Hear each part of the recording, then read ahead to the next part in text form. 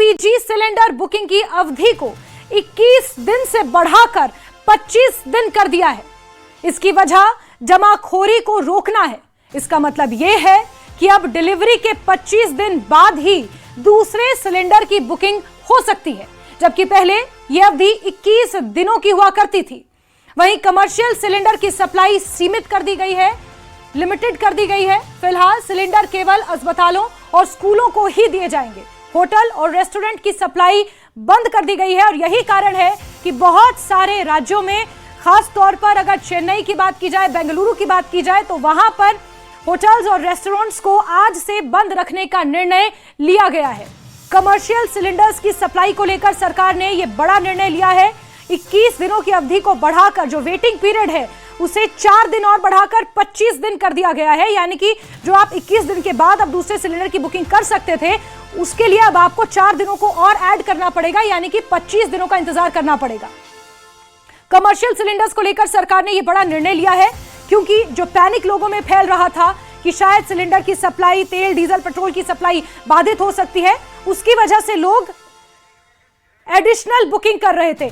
इस बीच आपको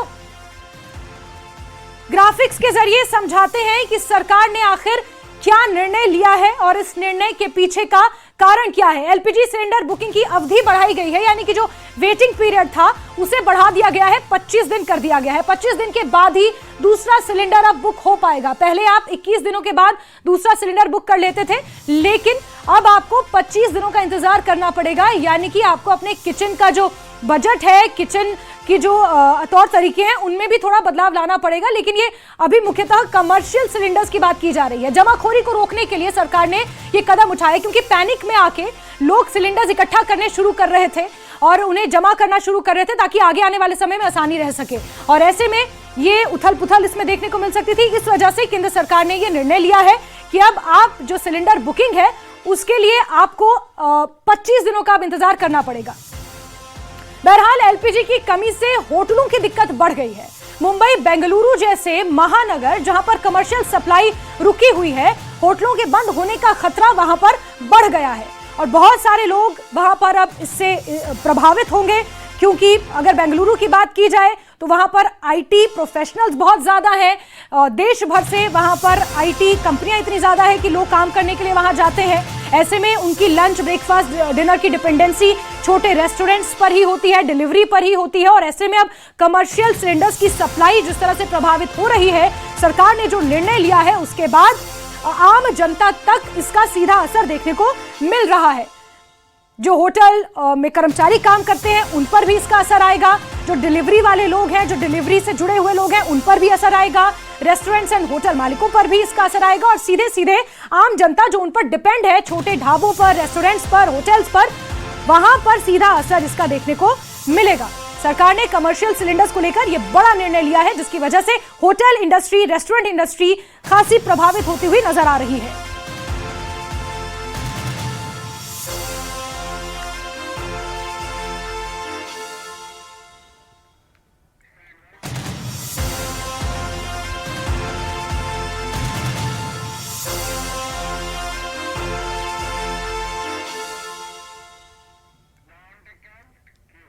एनआरएआई यानी national restaurant association of India ने देश के कई शहरों में कमर्शियल गैस की आपूर्ति को लेकर चिंता जाहिर की है। कमर्शियल गैस की किल्लत के कारण बेंगलुरु, हैदराबाद, जयपुर सहित कई शहरों में होटल बंद होने की खबरें सामने आ रही हैं। सप्लाई रुकने से 10 से 20% होटल पहले ही प्रभावित हुए हैं। स्थिति ना सुधरने पर 100% तक बंद होने की आशंका है और इससे कितने लोग प्रभावित होंगे अंदाजा लगाया जा सकता है। बड़ी खबर आपको यह बता रहे हैं, national restaurant association of India ने देश के कई शहरों में जो कमर्शियल गैस की आपूर्ति को लेकर निर्णय लिया गया है उस पर चिंता जाहिर की है। और इस कमर्शियल गैस की किल्लत के कारण बेंगलुरु, हैदराबाद, जयपुर, मुंबई जैसे, चेन्नई जैसे जो शहर हैं वहां पर होटल्स बंद होने की कगार पर है। सप्लाई रुकने से 10 to 20% होटल्स, रेस्टोरेंट्स पहले ही प्रभावित हो रहे थे और अगर स्थिति आगे ना सुधरी तो 100% तक होटल्स, रेस्टोरेंट, छोटे ढाबे, फूड जॉइंट्स, छोटे कैफेज वो बंद होने की आशंका पूरी नजर आ रही है, जिससे कहीं ना कहीं आम जनता भी प्रभावित होगी और ऐसे में कमर्शियल सिलेंडर्स की सप्लाई बहुत लिमिटेड कर दी गई है सरकार द्वारा। नए नियम लागू कर दिए गए हैं, जो वेटिंग पीरियड है उसे बढ़ा दिया गया है ताकि स्थिति को नियंत्रण में रखा जा सके। सरकार का हालांकि यह भी कहना है कि पैनिक करने की जरूरत नहीं है, अभी 25 दिनों का लगभग स्टॉक पड़ा हुआ है सरकार के पास, लेकिन जो निर्णय सरकार ले रही है वो एहतियात के तौर पर कदम उठाए जा रहे हैं, एहतियातन कदम यहां पर उठाए जा रहे हैं। लेकिन इसका असर ये हो रहा है कि कई शहरों में होटल्स और रेस्टोरेंट्स बंद होने की कगार पर है। एलपीजी की कमी से होटलों में दिक्कत बढ़ी हुई है। मुंबई, बेंगलुरु में कमर्शियल सप्लाई रुकी है। कई शहरों में होटलों पर संकट गहरा गया है। National restaurants authority association of India ने कमर्शियल गैस की आपूर्ति पर चिंता भी जाहिर की है। 10 से 20% होटल पहले ही प्रभावित थे और कई शहरों में होटल बंद होने की खबरें भी सामने आ रही हैं। और बेंगलुरु में खासकर ये ठोस खबर सामने आई है, चेन्नई से ये ठोस खबर सामने आई है कि बाकायदा सरकार को पत्र लिखा है, पेट्रोलियम मिनिस्ट्री को पत्र लिखा गया है कि इससे लाखों लोग प्रभावित होंगे।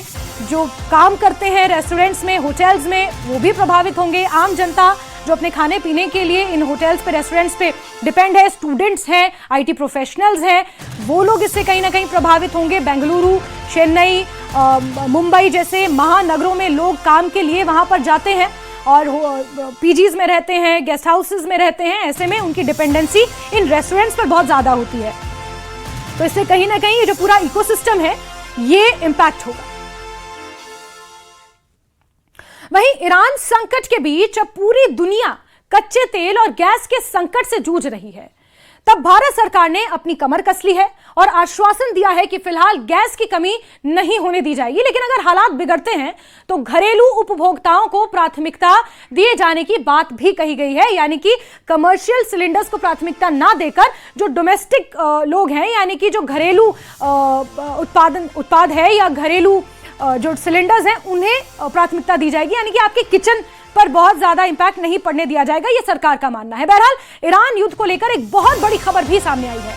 ट्रंप ने राष्ट्रपति पुतिन से फोन पर बात की है। जंग बहुत जल्द खत्म होने वाली है, ये ट्रंप का कहना है। दुनिया में ऊर्जा और तेल की कमी नहीं होने दी जाएगी, ये भी ट्रंप ने दावा किया है। ईरान जंग पर अब तक की ये सबसे बड़ी खबर है, सबसे बड़ा अपडेट है, क्योंकि जो भी प्रतिक्रियाएं आती हैं, जो भी रिएक्शंस आते हैं, वो अपने आप में महत्वपूर्ण होते हैं। ट्रंप ने ये बड़ी बात कही है कि किसी भी तरह से तेल की सप्लाई प्रभावित नहीं होने दी जाएगी, दुनिया में ऊर्जा की कमी नहीं होने दी जाएगी। ईरान जंग पर अब तक की ये सबसे बड़ी अपडेट आपको बता रहे हैं। तमाम हलचल के बीच अब से कुछ ही घंटे पहले अमेरिकी राष्ट्रपति ट्रंप ने रूस के राष्ट्रपति व्लादिमीर पुतिन से फोन पर बात की है। दोनों नेताओं में करीब 1 घंटे तक बातचीत हुई। खुद ट्रंप ने इस बात को बेहद पॉजिटिव बताया और कहा कि पुतिन ने मदद की पेशकश की है। इस बातचीत का बड़ा मुद्दा स्ट्रेट ऑफ हॉर्मुज भी रहा।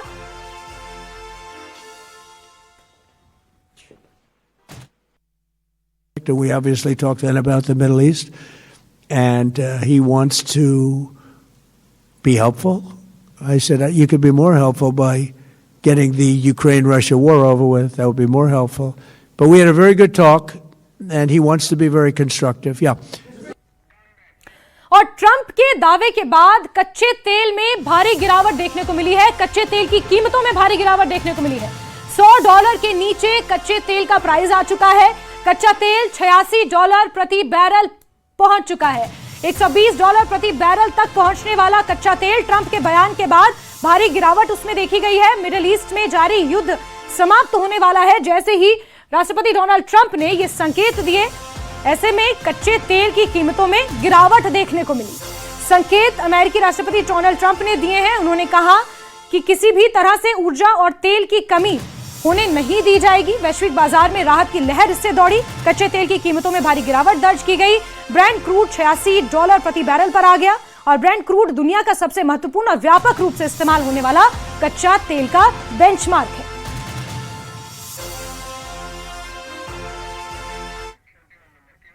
इजराइल ईरान जंग की वजह से कच्चे तेल का संकट पैदा होने की आशंका के बाद G7 देशों ने एक इमरजेंसी बैठक बुलाई है।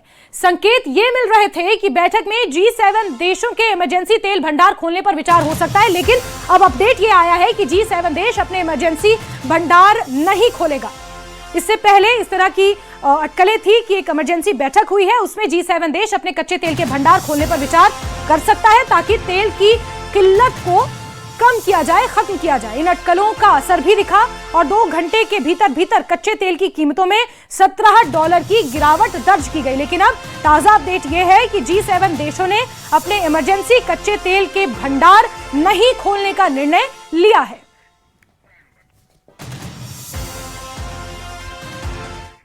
और ऑयल सप्लाई पर ट्रंप की ईरान को चेतावनी एक बार फिर से सामने आई है। दुनिया को बंधक नहीं बनाने देंगे, ऐसा डोनाल्ड ट्रंप ने कहा है।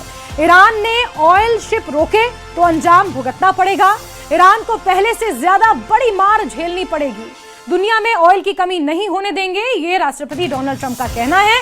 ईरान को उन्होंने चेतावनी दी है। यहां पर स्ट्रेट ऑफ हॉर्मूज की ओर इशारा करते हुए राष्ट्रपति डोनाल्ड ट्रंप ये कह रहे हैं कि अगर किसी भी तरह से दुनिया को बंधक बनाने की कोशिश की तो ईरान को इसका खामियाजा भुगतना पड़ेगा और अंजाम पहले से और ज्यादा बुरा होगा।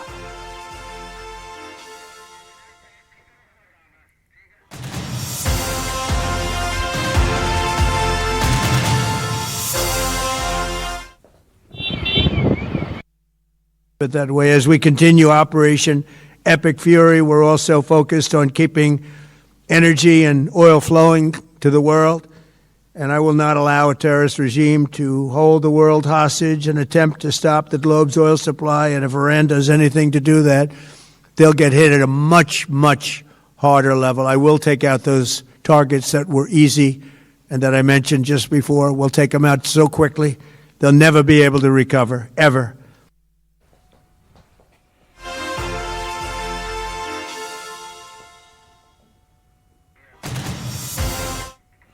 और ईरान में जारी हलचल के बीच अमेरिकी राष्ट्रपति ट्रंप ने रूस के राष्ट्रपति व्लादिमीर पुतिन को फोन किया है। दोनों ही नेताओं में करीब 1 घंटे की बातचीत हुई है। खुद ट्रंप ने इस बातचीत को बेहद पॉजिटिव बताया और कहा कि पुतिन ने मदद की पेशकश की है। हालांकि उन्होंने इससे ज्यादा कुछ नहीं कहा, लेकिन रूस की तरफ से जिस तरह की खबरें आ रही हैं वो सीधे सीधे मध्यस्थता के संकेत देती हैं। क्रेमलिन के सलाहकार के मुताबिक पुतिन ने जंग खत्म करने के कई सुझाव दिए और राजनीतिक कूटनीतिक हल पर जोर दिया। इस बातचीत का एक बड़ा मुद्दा हॉर्मूज में बने हालात से कच्चे तेल की कीमतों में आया उछाल भी है। ट्रंप ने अपनी प्रेस कॉन्फ्रेंस में यह भी ऐलान कर दिया कि जिन भी देशों पर तेल से जुड़े प्रतिबंध लगाए गए थे उन्हें फिलहाल हटा दिया गया है। यानी रूसी तेल को लेकर ट्रंप के तेवर ढीले पड़ते हैं ताकि कच्चे तेल की कीमतों को काबू में रखा जा सके। ये ट्रंप ने खुद जानकारी दी है।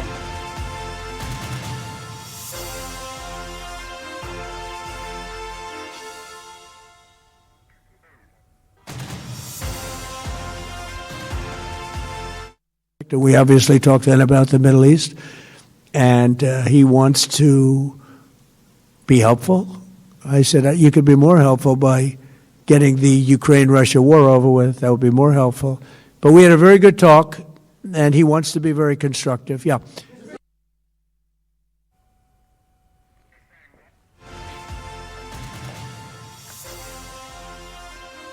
तो अमेरिकी राष्ट्रपति डोनाल्ड ट्रंप ने रूसी राष्ट्रपति व्लादिमीर पुतिन से फोन पर बात की है, जिसके बाद बहुत सारी डेवलपमेंट्स देखने को मिली।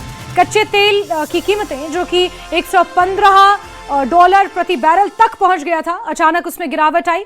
ऑलमोस्ट ₹17 की गिरावट उसमें देखी गई और उसके बाद मध्यस्थता की भी बात कही जा रही है। पुतिन के जो संकेत मिल रहे हैं वो मध्यस्थता की ओर इशारा कर रहे हैं।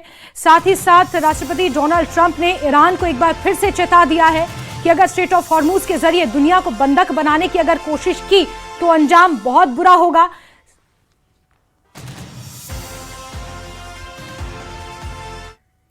और ईरान के साथ बढ़ते युद्ध के बीच अमेरिकी राष्ट्रपति डोनाल्ड ट्रंप को अब अपने ही देश में विरोध का सामना भी करना पड़ रहा है।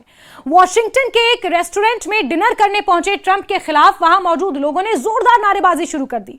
ट्रंप के सामने ही लोगों ने फ्री फिलिस्तीन के नारे लगाए और उन्हें आज के दौर का हिटलर तक कह डाला।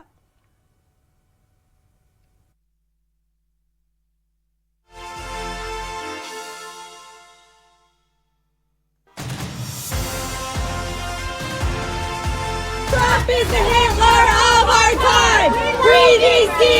Free Palestine! Trump is the Hitler of our time! Free DC! Free Palestine! Trump is the Hitler of our time! America में ट्रंप के खिलाफ दिखा गुस्सा। He's terrorizing communities in Go, time to go. He's terrorizing communities Time to all go. over the world. Restaurant में Trump के खिलाफ प्रदर्शन। Trump is the Hitler of our time. Trump is the Hitler of our time. הטיל המתפצל, חברים. Iran के साथ जारी जंग के बीच अमेरिकी राष्ट्रपति डोनाल्ड ट्रंप को अपने ही देश में तीखे विरोध का सामना करना पड़ रहा है। वॉशिंगटन में एक रेस्टोरेंट में डिनर करने पहुंचे ट्रंप के खिलाफ लोगों ने उनके सामने ही जोरदार नारेबाजी शुरू कर दी। ट्रंप जैसे ही उपराष्ट्रपति जेडी वेंस और अपने कैबिनेट सहयोगियों के साथ रेस्टोरेंट पहुंचे, वहां मौजूद लोगों ने उन्हें घेर कर विरोध करना शुरू कर दिया। Trump is the Hitler of our time. Trump is the Hitler of our time. Free DC, free Palestine. प्रदर्शनकारियों ने ट्रंप को कहा हिटलर। ट्रंप के सामने लगाए गए फ्री फिलिस्तीन के नारे। Trump is the Hitler of our time. Trump is the Hitler. Washington के मशहूर रेस्टोरेंट जॉर्ज seafood, prime steak and stone crab में मौजूद लोगों ने ट्रंप के खिलाफ फ्री फिलिस्तीन के नारे लगाए। प्रदर्शन कर रहे लोगों ने ट्रंप को आज के दौर का हिटलर कह दिया और जोर जोर से नारेबाजी की। वीडियो में देखा जा सकता है कि ट्रंप की टेबल के आसपास खड़े लोग फ्री फिलिस्तीन और हिटलर ऑफ अवर टाइम जैसे नारे लगा रहे हैं। ट्रंप के बयानों से अमेरिकियों में नाराजगी। दरअसल ट्रंप की विदेश नीति और पश्चिम एशिया के युद्ध को लेकर दिए बयानों पर लगातार विवाद हो रहा है। दुनिया भर में तेजी से बढ़ रही तेल की कीमतों पर भी ट्रंप के बयान पर हंगामा मचा। डोनाल्ड ट्रंप ने कहा कि तेल की कीमतों में ये अल्पकालिक बढ़ोतरी जो ईरान के परमाणु खतरे को खत्म करने के बाद तेजी से गिर जाएगी, अमेरिका और पूरी दुनिया के लिए चुकाई जाने वाली बहुत छोटी कीमत है। इससे अलग सोचने वाले सिर्फ मूर्ख ही होंगे। ट्रंप की नीतियों का बढ़ता विरोध। इसी तरह ट्रंप के बयानों और पश्चिम एशिया की जंग में अमेरिका की भूमिका को लेकर ट्रंप की आलोचना बढ़ती जा रही है। फिलिस्तीन समर्थक समूहों का आरोप है कि युद्ध की वजह से आम लोगों की जिंदगी प्रभावित हो रही है और इसी वजह से अमेरिका में भी विरोध तेज हो रहा है। वॉशिंगटन के रेस्टोरेंट में हुई इस घटना से साफ है कि अंतर्राष्ट्रीय राजनीति और युद्ध का असर अब अमेरिका की घरेलू राजनीति में भी दिखाई दे रहा है और यही वजह है कि राष्ट्रपति डोनाल्ड ट्रंप को अब उनके अपने ही देश के लोग विलेन समझने लगे हैं। Let's go. Time to go. Time to go.